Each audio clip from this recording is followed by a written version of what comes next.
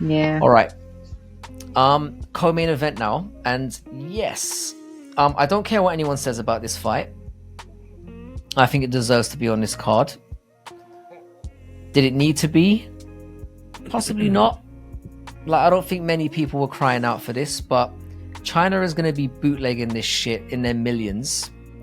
And while the UFC won't be getting any revenue for this, they're definitely going to be getting eyeballs. They're going to be getting a lot of attention, and that they otherwise wouldn't be getting from that side of the world. And I think that's significant. So again, who you got? It is what it is, but yeah. Who you got? Who you got and how? Oh man. This one was easy for me to pick. And you know, I can appreciate what Xiaonan brings to the table. I do think that she's an elite fighter. I do think that she earned this title shot, and I do think that she deserves to be here.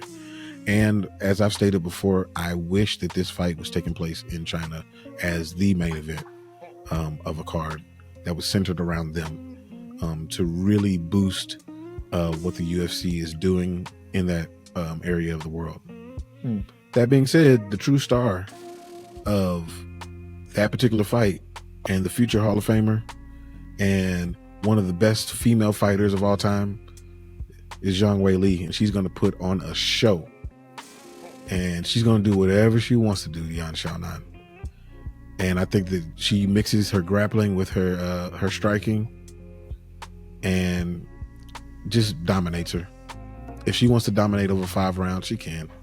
If she wants to finish her in a third, she can do that too. It's her fight, however she wants to do it.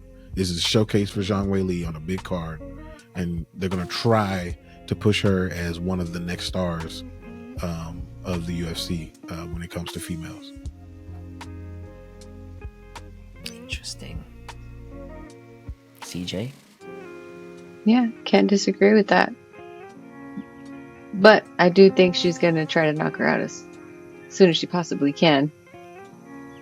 For that very reason. Yeah. So she got shit to it's do, that domestic beef thing we were talking about before. Yeah. So I think that adds an extra little bit of spice. There's gonna be some viciousness in this. I don't think they hate each other. I just think it's like, oh no, that is a factor. I think it's like they want to look like, you know, especially for China.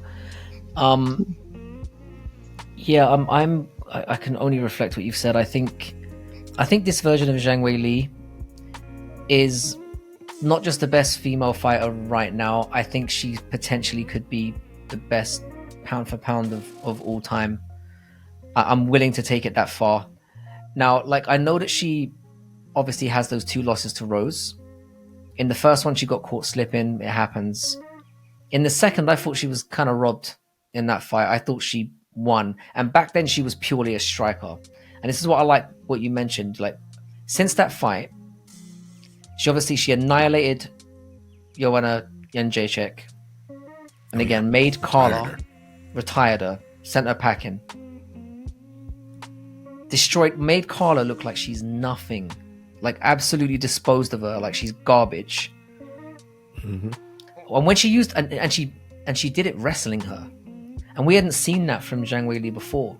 She goes out, she didn't even beat her up on the feet. She dominated her and then beat her up on the ground. Like, and then again, we talked about this in your in the awards show as well. The beating that she put on Amanda Lemos, I've never seen, like I said, 25 minutes. She got touched 24 times. She got touched an average of once a minute. And touched. She didn't get hurt. She got touched once a minute on average. I mean, I don't know what to say. If you understand this sport and you've been watching it for a long time, 24 times in 25 minutes is mental. Now, I don't want to shit on Yan because I think she's an amazing fighter. Again, you said the same thing. Worthy contender. She's got very diverse striking, and she's proven to be tough and very durable, and she will get into a war. I just don't think she's as diverse as Weili and is nowhere near as good at wrestling as Weili. when I saw it was minus 400, I thought, oh, that's a little bit steep. But then the more I think about it, it's fair. It feels appropriate. It feels appropriate. I don't feel uncomfortable putting her in as a minus 400. I really don't. Having her as like a fluffer, I think she's fairly... I think the fact that she can do everything now, I think she's going to break her. And then it's what we talked about before. I don't think anyone beats her at this weight class. I think she dominates, and I think we see her fight Grasso at the end of the year. If Grasso gets past Shevchenko, of course. Be amazing. And one more thing, pound for pound, man or woman, I think she's one of the best athletes in the UFC. Oh, hands down, she's a monster. She's an absolute like physical specimen as well. Yeah.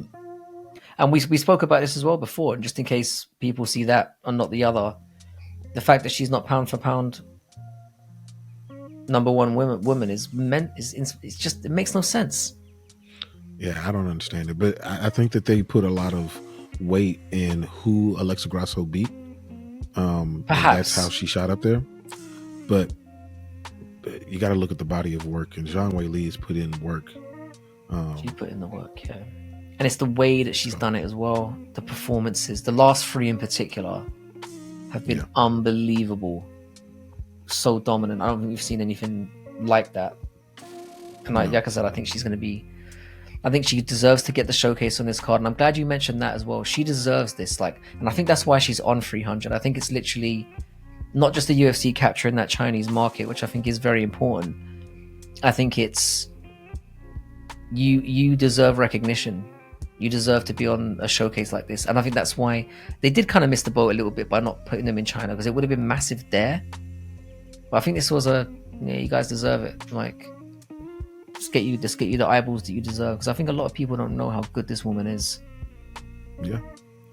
And she's gonna show it on Saturday night against a very good opponent.